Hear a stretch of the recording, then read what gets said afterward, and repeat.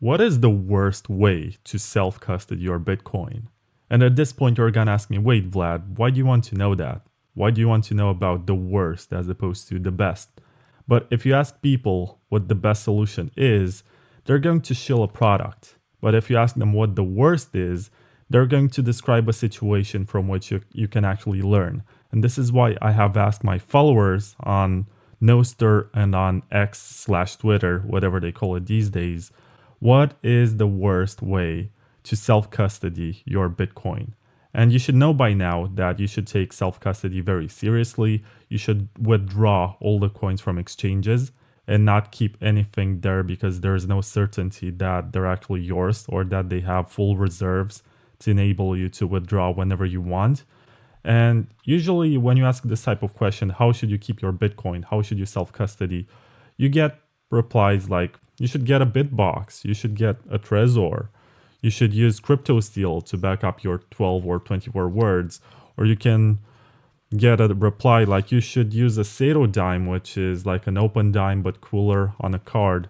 And if you want to get any of these, I think they're all great. You can find links in the description below. But these are pretty good ways to self-custody your Bitcoin. But what are the bad ones? So let's start on Nostr. I'm gonna start reading comments and I'm gonna pick the best ones. They're gonna be here on the screen somewhere and you can see them too. And then we can comment on them because there's a lot to learn from people's bad experiences or bad advice. The first one is by Evan, who says written on paper, then swallowed. And yes, that's bad advice, but you can do that with pretty much anything. It's not specific to Bitcoin. Once you write down your 12 or 24 words or your private key or your passphrase, make sure you put it somewhere safe. If you're not sure that the paper is going to withstand whatever event might happen in your house, get a CryptoSteel. And I'm not kidding, this is very great. And if you get one, you can put your words inside of this capsule. You can basically shoot a hole inside of your wall and put it there. I'm not sure why I can't open it. I have greasy fingers right now. Okay, open. Get one of these. You have all the letters of the word with separators. I'm not sure if you can see well, but you can't really swallow this. So Evan said that you can swallow the paper. You can't really swallow this. Get one, and you're also going to support my mission to get a Toyota Supra. So if you want me to not have only a toy Supra, but to have a real deal, to have a real Toyota Supra, a good way to help me is to buy a CryptoSteel using my referral code. And I'm gonna stop now with the shilling. I mean, you can also get my magazine, which is in the description below. And you can also buy it in physical format from Shop and Bit, and you're gonna find the link in the description below. But that's pretty much it. I'm not gonna shill anything in this episode anymore. Let's talk about bad practices regarding self-custody. Aron says saving the file in Google Drive, and that's a very bad idea. I mean, what's the point? If you're going to self-host, if you're going to become sovereign, why would you put a file in Google Drive? I mean, it's convenient because you know you can access it with any device with only one password, but you know that Google has many redundant copies across lots of computers, and you don't want to keep your private key inside of somebody else's computer. I mean, that's a bad idea generally. Some approach that people use, and they got busted because of it, was to encrypt the file. So this means that you need a certain type of key to open it and then put it in a drive. But that's still stupid because you're assuming that the host of your file is not going to figure out what type of encryption you used. And that might be the case, but it's not worth the risk. I mean, it's convenient to put your file, your private key in the cloud, but at the same time, you should not do that because it's bad for security. You never know who gets access to it, and they might even brute force it. They might find a way to decrypt it, and then you're going to lose all of your coins. It's unnecessary exposure to risk that you should not be pursuing. So don't upload any file, anything, picture or text or encrypted file in a cloud storage or in your notes, in your phone. That's another common mistake. Don't do that because someone else has access to it, and you have to assume good faith that they're not going to ever touch that. And you never know what's going to happen. They can blame you. They can be like, yeah, so you probably misused your cloud service. You probably shared it with somebody else. They had access, whatever. They can use whatever excuse to not take responsibility for it. And at that point, it's your fault. So don't ever store your files in a cloud storage, whatever, or somebody else's computer at all. Just get a cheap laptop or whatever. Put it inside of your house or in grandma's house or wherever you feel that is going to be kept well. Keep more copies. Don't tell people what they are, but tell them that they're important or something. Figure out a better way. Anyway, Carlos Drave says memorizing is worse than it sounds. And I know a lot of people who tell me, yeah, I memorize my seed phrase. In case I lose it, I can reproduce it, I can rebuild it because I know it. But at the same time, you have to realize that you're fragile and you're a human being that's very much susceptible to damage and deterioration. How do you say that? When you deteriorate something, deterioration. I can't talk. Anyway, I created this funny moment. But the point is that your brain is not a safe place to store information. You forget all the time a lot of stuff and you never know it. You might practice it, but at the same time you can hit your head or something. Or even worse, you can talk in your sleep. And maybe that you're sleeping with someone and they're into Bitcoin, or maybe you're in this frat, whatever, with your friends and you're out for a weekend and you talk in your sleep and you mention your 12 words and everyone is gonna be like, what the hell is he saying? But is that important? Because it makes no sense. You're gonna be like fish, corn, stick, apple, whatever. And people are gonna ask questions and you don't wanna do that. You don't wanna risk doing that. You don't want to remember anything. Plus, there's also the risk of extortion. If someone comes up to you and says, give me your Bitcoin, of course you have the private keys here. And you can lie, but at the same time, under torture, you might give in. You don't want to expose yourself to that risk. Just don't remember anything outside of how you can recover it. So maybe bury it in your garden, drill this inside of your wall or something, but just you only have to remember where to pick it up. And if it's a large amount and you want redundancy, you can put it in different places, you can put different parts, you can do a multisig, you can do a shamir. Those are pretty good practices. But there's also a lot to be said about killing yourself with complexity. And I have another comment on the topic. Let me search for it. Okay, so Kruw says 999 of 999 multisig. And this is a pretty basic example of a bad idea. Something that you should not be pursuing. It's too complex. Why the hell would you want so many signatures and so many parts? It takes a lot of effort to actually sign the transaction, and if something goes wrong, you're doomed. So only one key is missing and you're doomed. Only one that doesn't work for whatever reason. Don't do that. Don't kill yourself. Don't basically hand the private keys and all the Bitcoins, donate them to the network because, of course, nobody's gonna have access to them, but this means that you're gonna make the entire amount of coins more rare. So you lower the amount of coins in circulation, which means that everyone else's coins that are unlockable are gonna be more precious. So don't do that. Don't kill yourself with complexity. Do something that you can understand yourself because it's easy to set up, but it's hard to remember how you set it up because a few years from now, you're not gonna remember the exact procedure. So you have to backtrack to remember how you ended up creating that backup. So do something you can reproduce. And most importantly, make sure from time to time you practice and make sure that you have the funds because that's also important. Let's read another one. Lord Snooty of Bitcoin at Terry Jones on Twitter says handing it over to either a politician or bankster for safekeeping. Well, trusted third parties, regardless of being bankers or politicians or cloud storage services, are security holes. Don't trust anyone. The whole point of Bitcoin is to make you the bank, to make you the custodian. Don't trust somebody else with your Bitcoin. That's the entire point.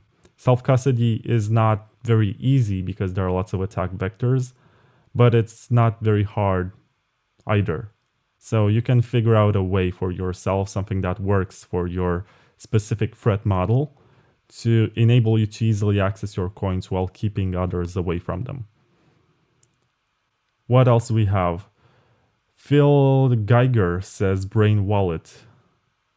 And we have talked about this, memorizing your seed phrase or your passphrase or your private key entirely, which consists of alphanumerical, like this string of letters and numbers. Don't do that. I mean, it's a shame if you forget something and it doesn't work out and it's not the way you remember it and you don't have a backup. That's terrible. Once again, I promised I would not shill anymore, but these are just perfect. And you have a link in the description for 10% discount if you want to get one. Let's look at something else. Saving your seed phrase in a tweet by Corntango. This is actually a funny one, but it's also sad because there are people who do this by accident. There were people who did this with their Nostr private keys, as a matter of fact, not too long ago. And it kind of sucks when you do it because you enable a lot of people to access your savings. That's a bad idea. Don't ever do that. Don't get drunk and tweet. I should know better. I do that sometimes, but I don't post seed phrases or anything related to delicate financial matters. But at the same time, be careful. Don't tweet about your stuff. Joko, who actually works for Bitbox, says card wallets. So he's very specific here. What he means basically is that a hardware wallet has a screen. So you see the Bitbox O2 here and the Trezor here. They have a screen which lightens up when you connect them, when you plug them, and you get to verify what you're signing. The transactions, you don't have to trust the source or whatever. You can verify if your wallet is compromised. It's like an extra step of verification. You see the address, you see the amount, you hold a button to confirm the transaction. So always make sure that you have this sort of step in the way. I'm not saying you should buy a hardware wallet. Maybe you already have one and you can use it. Or maybe you can set up something else like a hardware wallet. But my point is that verification is good. And this is one of the best use cases of hardware wallets, to be allowed to have an extra step along the way of signing and broadcasting transactions. You have a signing device that gatekeeps what's going to be broadcasted afterwards. So you can argue that it makes it slower and harder to send your coins, but at the same time, you take extra precaution steps and you get to verify what's going on in an environment that's safe and designed for only one purpose, so it's harder to compromise than a computer or a phone. So consider that, and thank you, Joko, for your input. There's another joke here about Libbitcoin because apparently they had an issue with the generation of their private keys. So someone got hacked because they used the Libbitcoin libraries. It's pretty technical, but this happens, and there were a lot of, I guess this is a bad comparison, but there were lots of websites that let you generate your private key. And it's a bad idea to use these because you don't know what kind of randomness they are using. It's better to use your own processor on a laptop, on a phone, on a hardware wallet once again, but it's not mandatory. But these have better randomness, and you know that they are less likely to be compromised as opposed to a website or a library that you did not verify properly. Always audit your stuff. But generally, this Trezor or Bitbox library is pretty well audited, and there are lots of eyes on this. If they find some sort of vulnerability, they earn a bounty. If they figure out a way to steal a lot of funds, they might not report it, but proceed to steal the funds, but it hasn't happened. So they have a pretty good record. They have dedicated teams that work on security, And that's a pretty solid argument why you should get a hardware wallet. Also, the Jade is pretty good. I should mention it too. Tattooing the seed phrase to your forehead. This is by John W. Ratcliff. It's kind of self-explanatory. Don't reveal your private key to the world because it's a bad idea. What else do we have? Forgetting to back up your wallet, not gonna make it. This is a comment, which is a reply actually. Joe Nakamoto said being in a rush to self-custody. And the reply by CryptoTag was basically a promotion of their own product. They said, yeah, you should use this. Don't forget to back up your wallet. And they posted a picture of their product. They're kind of a competitor of CryptoSteel. I like CryptoSteel because they're DOGs. They made this in 2013 and have been in business since. CryptoTag emerged later. So I don't promote CryptoTag, but I'm not saying it's a bad product either. So make your own choices. But you find the link in the description with 10% off for CryptoSteel if you want. Oh my god, I should stop shilling. Anyway, being in a rush to self-custody, this is a good argument because some people feel like they should do this in 30 minutes or less. So they might be in a rush and they might not write the words properly, or they might make a stupid mistake like have a typo in their passphrase. I've been there. I've made that mistake. I've learned the hard way why you should pay very close attention to the way that you type your passphrase. So basically, I was gonna give a gift of Bitcoin to a friend who were having a wedding, and I set up a hardware wallet, I loaded it up, and also set up a passphrase, which turned out to have the wrong passphrase because I had a small minor typo in it. And I just had to try so many times before I actually did the typo by mistake and realized, okay, there was a typo because this time it worked. So don't be that guy. Don't be in a rush. Always pay full attention, always write down carefully, and always verify before depositing any funds. And that's the piece of advice that I wish I told myself when I made that mistake. What else do we have here? Put 2 seed words on each continent and then fall on your head. This has to do once again with complexity, which is killing your setup. Don't do something too complicated that you cannot remember yourself, that you cannot reproduce.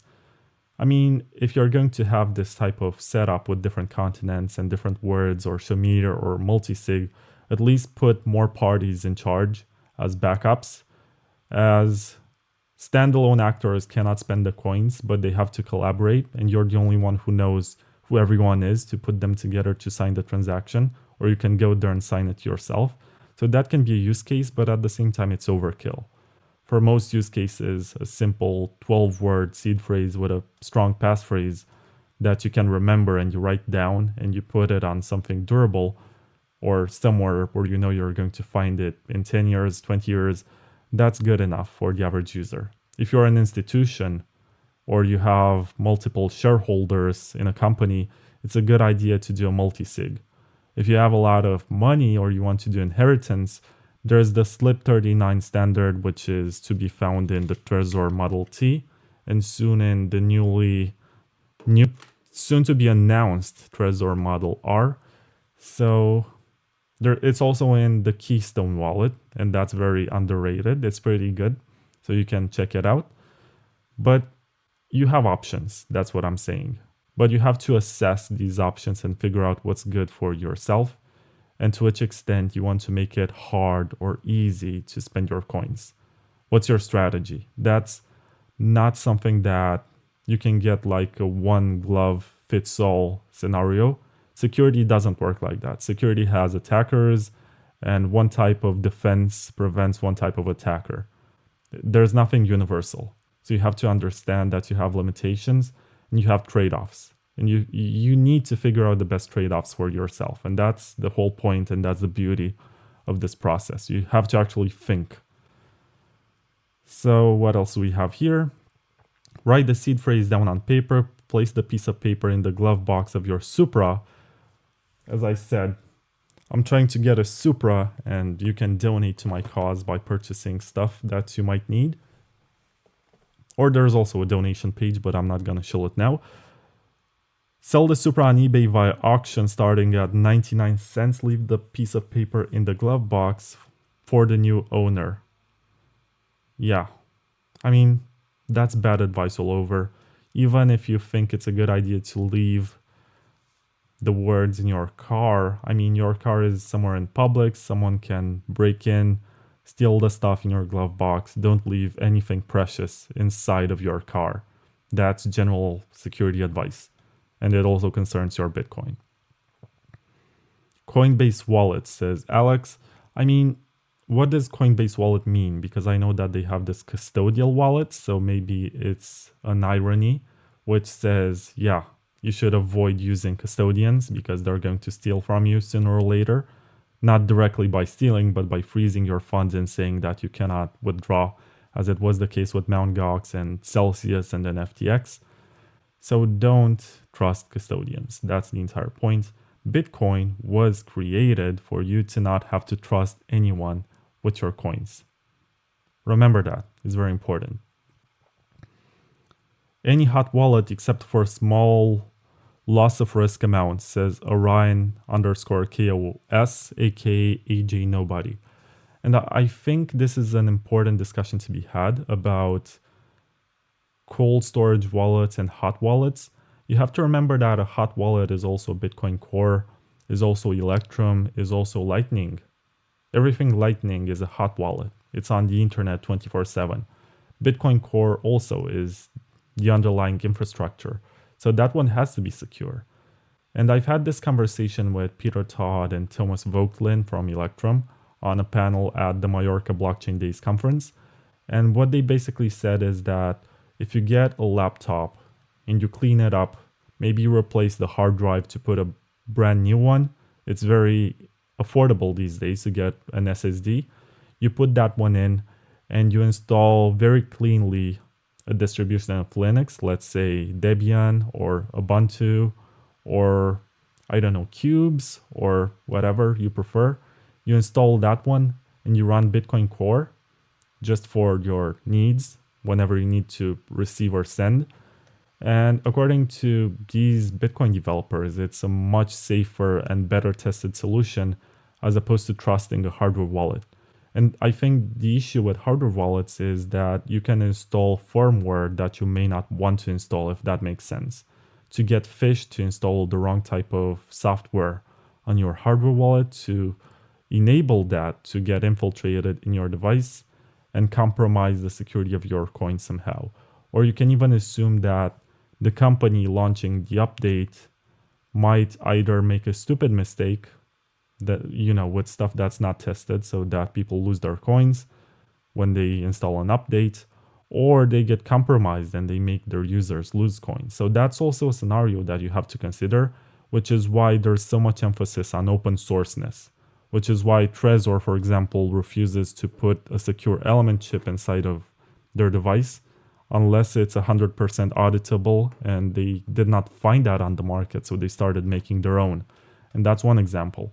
But there are also wallets like Ledger that ask you to have more trust in them during the process because you have that security element chip, which comes with physical security, which is great.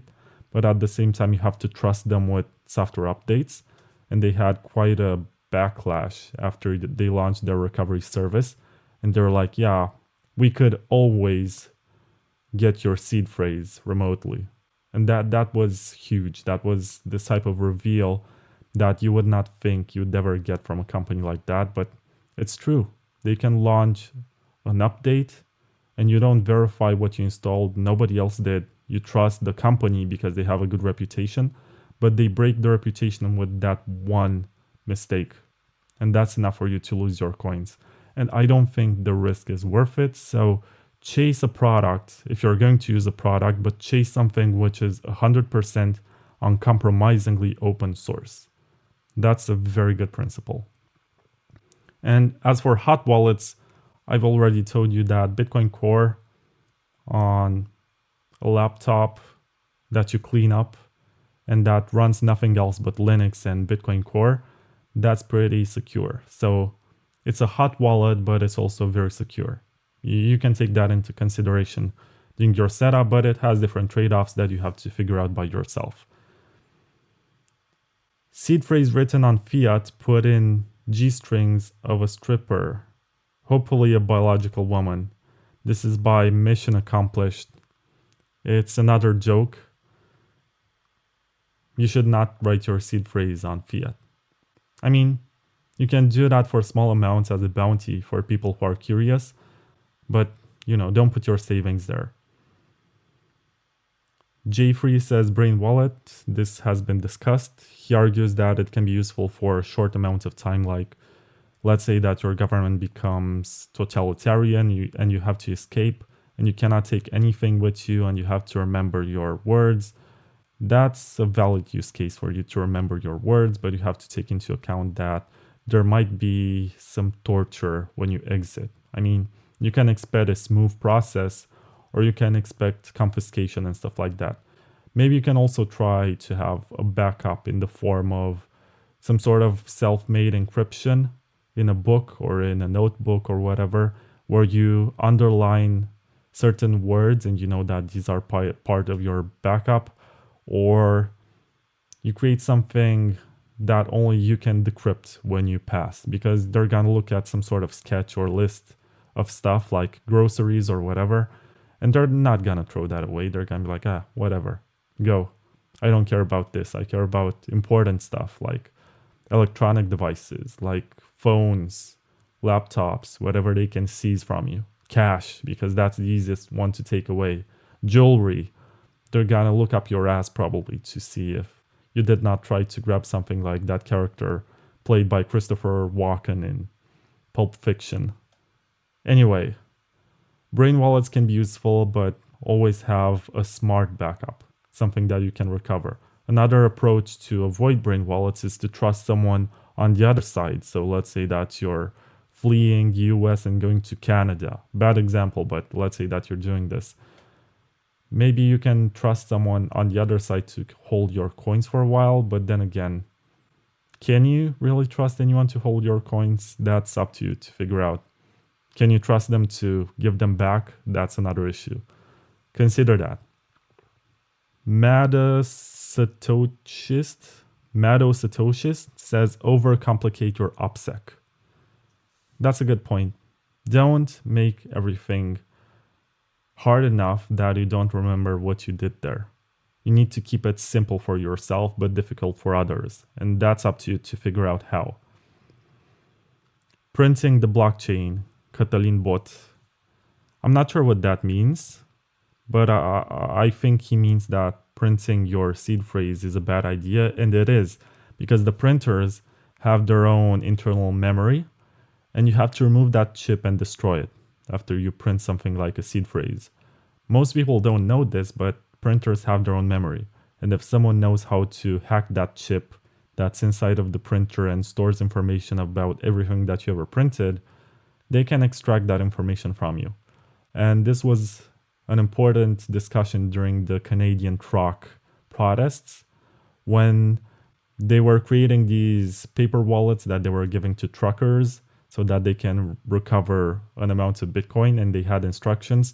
The idea is that the printers that they were using to generate these paper wallets were being destroyed so that the state cannot seize the funds. And that's something that could have happened in a state like Canada, which you would assume that is very human rights friendly.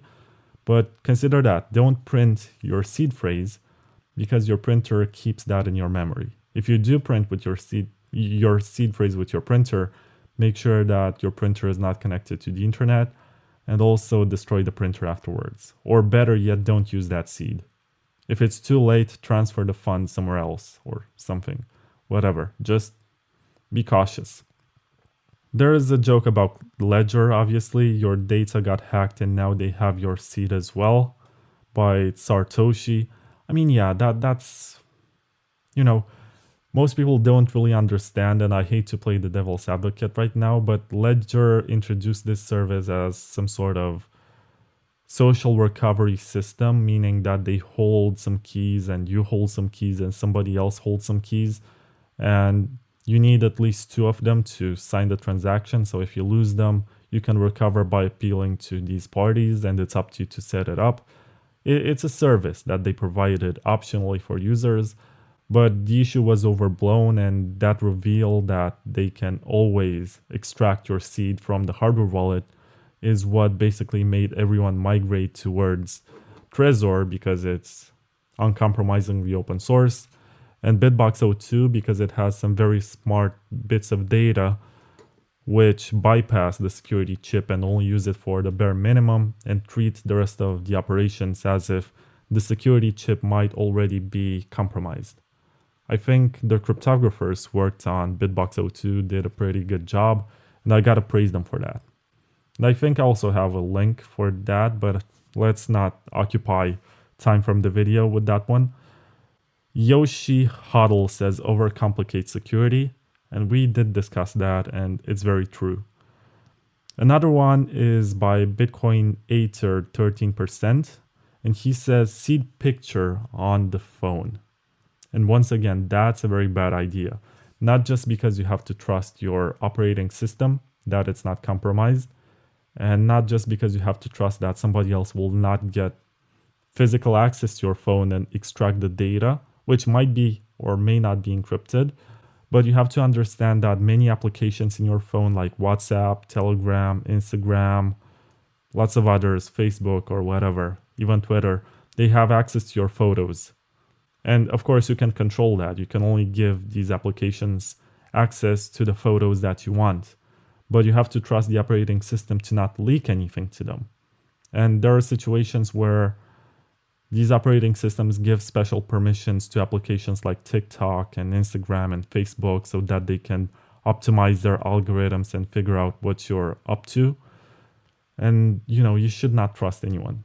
Don't store seed phrase as a picture on your phone, not even in text form, not even encrypted. Someone else might get the file decrypted and steal your coins.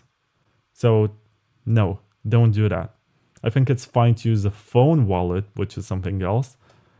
So basically to get a phone that you only use for your Bitcoin wallet and, for example, get an iOS because it's harder to hack with physical access and only use that for that one Bitcoin wallet. I think that's fine for security. It's bad for privacy for other purposes, but it's fine. But at the same time, just use a laptop or a hardware wallet. I guess everyone has one of these, and if you don't, think of ways in which you can get one. They're very affordable on secondary markets these days, and you can easily swap out the hard disk drive to make sure that there's nothing inside of it that is compromised and you're starting anew. You can even remove the Wi-Fi card and whatever. You can do lots of crazy stuff if you're paranoid.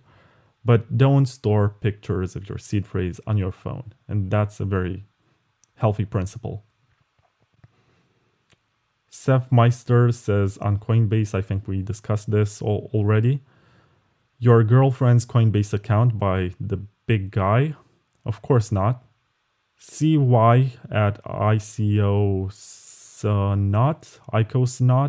Anyway, he says Opendime behind your ear. I don't see why you should do that. The Opendime is a better asset, just like the Tsartoshi, which I showed you before. It's a card that you use to basically put load up the card with your Bitcoin, and then you can physically transfer it to someone else. And then when it gets unsealed, that's when you can claim the funds. Until the moment when it's still sealed, you can trust that the funds are still there, and there's also a way for you to verify in the public blockchain. Basically, it's a way for you to create physical cash with your Bitcoin. But putting it behind the ear and wearing it, that's a bad idea. Don't do that. Be smarter than most people. What else do we have? Coming up with your own extra safe, super duper encrypted decentralized seed solution that is not standardized. Oftentimes it's a highway to hell. This is by the Italian Stallion, and he makes a great point about security by obscurity. Some people think that they're going to be more secure because they use a type of encryption or a type of security that very few people know and understand. And just because it's a rare type of standard, it's gonna be harder to decrypt. But that's not the case, because this also means that it's lesser audited. There were fewer eyes that took a look at that piece of code. So you might even get hacked because of that. Don't use something obscure. Think of security just like walking the safest road. If most people walk on a certain street, you can be more certain that the likeliness of being attacked is lower. But if you walk on the back streets and there are very few people there and it's dark, it's more likely for you to get mugged. And I think the situation is very similar. Use standards that are very used by other people so that you also get some privacy, because there is a normalization in the process. It's like a coin join that's going on between participants. But it's also safer because more people have done that and they have survived, which means that it's safe. There's sometimes a reward for walking on the wild or the untested side, but I don't recommend it to you, especially if you're listening to this. I mean, don't.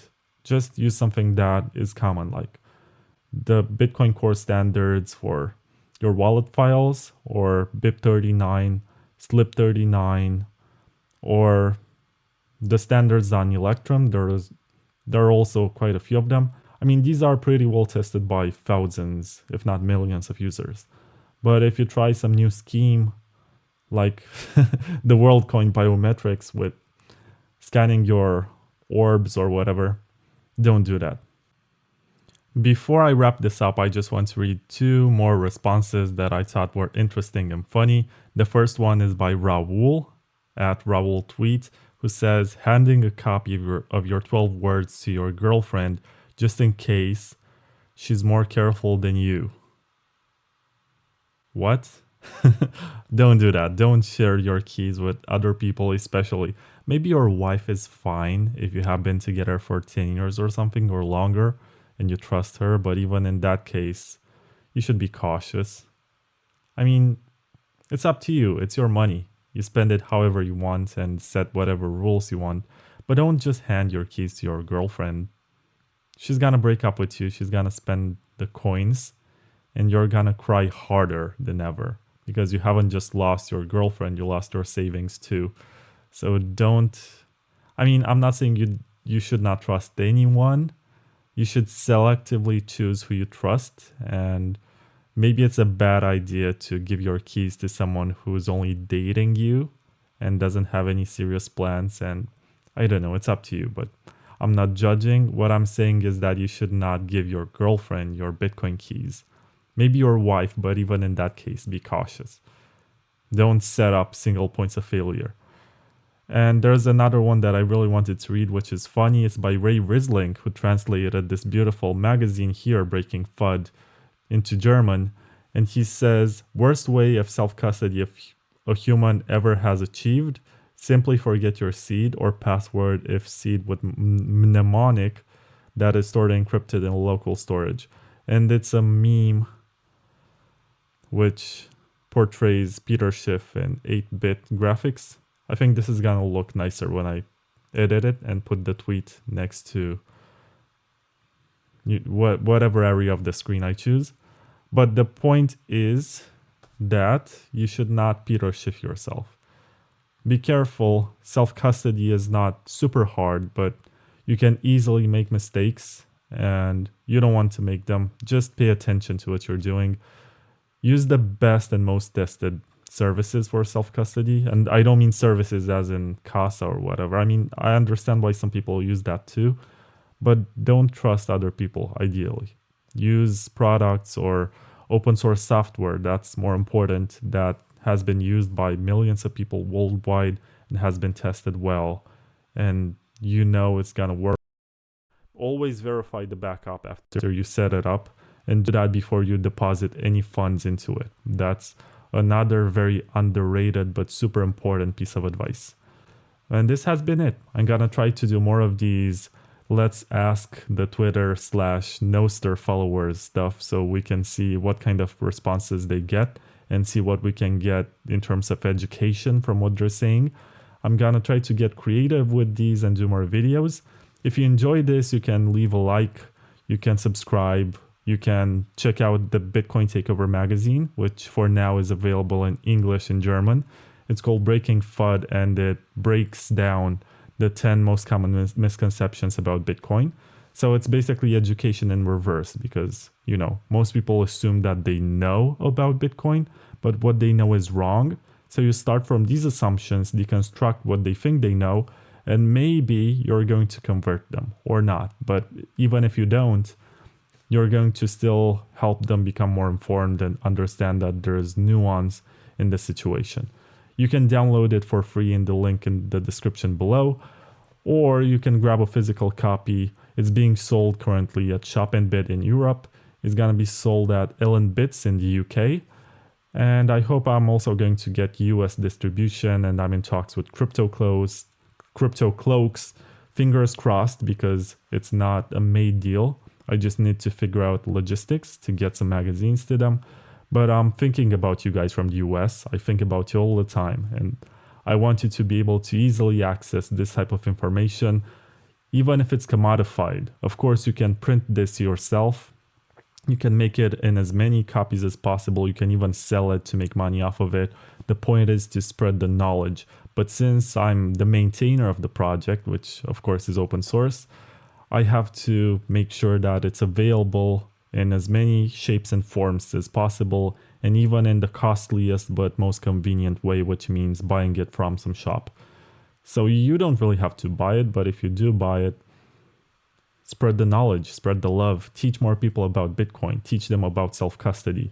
And to leave you with something truly educational, check out the Bitcoin Takeover podcast seasons 4 and 8, in which I interviewed the makers and the breakers of all the major hardware wallets on the market. So I have the makers of Trezor, the makers of Ledger, the makers of Bitbox, the makers of Kobo, which rebranded into Keystone, the makers of Seed Signer, Blockstream Jade, Spectre, Cold Card, Passport, you name it. I have them all. So I basically went for all the big names, and I told them I want to put this together and ask you kind of the same questions and see what I can get out of it to highlight the differences and the trade-offs that you find. So you can find all of that on Spotify. I think I've also uploaded on YouTube and Apple Podcasts. You can listen to it. You can learn a lot about self-custody and security. Personal recommendation, check out the episode with Peter Todd, which, if I'm not mistaken, is season 4, episode 7. And there's another one with Slush that I think is very informative. And the ones with Lazy Ninja are informative. But I'm not going to pick sides. I'm not going to tell you what you should buy and what you should not. As a matter of fact, in the description below, you can find some ref links to buy a Bitbox02 with 5% discount or a Trezor with no discount, but it's up to you which device you think you need for whatever purpose.